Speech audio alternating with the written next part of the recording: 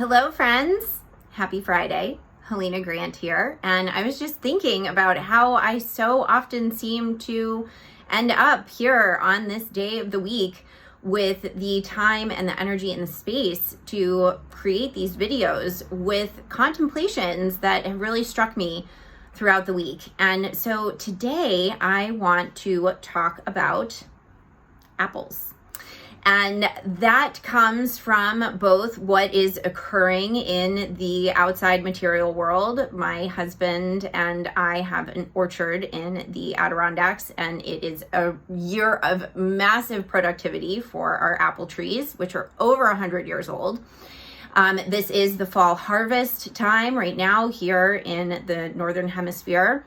And so there are apples literally everywhere. But I've also really been thinking about apples and their symbolism. So the unconscious associations of apples, their role in mythology, their role in our lives in general, our conscious lives. Of course, I'm also thinking of that expression, an apple a day keeps the doctor away. But more specifically even, is the role of the apple in the biblical story of Adam and Eve, and how Eve took a bite of the apple, the forbidden fruit from the tree of knowledge, and because of that act, she and Adam were kicked out of the Garden of Eden. And I come with a long history of being educated in Christianity. And of course, the Bible is a tome of stories and in some ways myths. But of course, we base a lot of our ideas and opinions on these myths. So women in general, because we represent Eve, get blamed for having taken a bite of the apple from the tree of knowledge.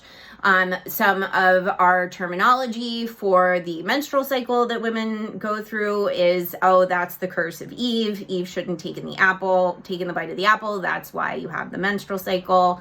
Men have their Adam's apple. Oh, the apple got stuck in your throat because Eve convinced Adam to take a bite of the apple from the tree of knowledge, and they got kicked out of the Garden of Eden. Again, there's a lot of blame towards Eve. But I was thinking that perhaps Eve just had a lot of courage. Eve perhaps knew what she was doing in taking a bite of that apple, and was willing to take on all of the repercussions of that bite. And I would like to say, thank God Eve took a bite of that apple. Thank God Eve had the courage to take that step and to move humanity into a place of truly being human, not just frolicking around naked in the Garden of Eden, but actually being here on earth where we can enjoy absolutely everything. We can enjoy the enjoyment, the bliss, the delight. We can also enjoy those moments of pain and grief because they make space for everything, the full range, the full experience of being human. And so not just having the courage to be human, but of course having the courage to be a healer, to be an entrepreneur. I just want to know, do you have the courage to take the bite of the apple?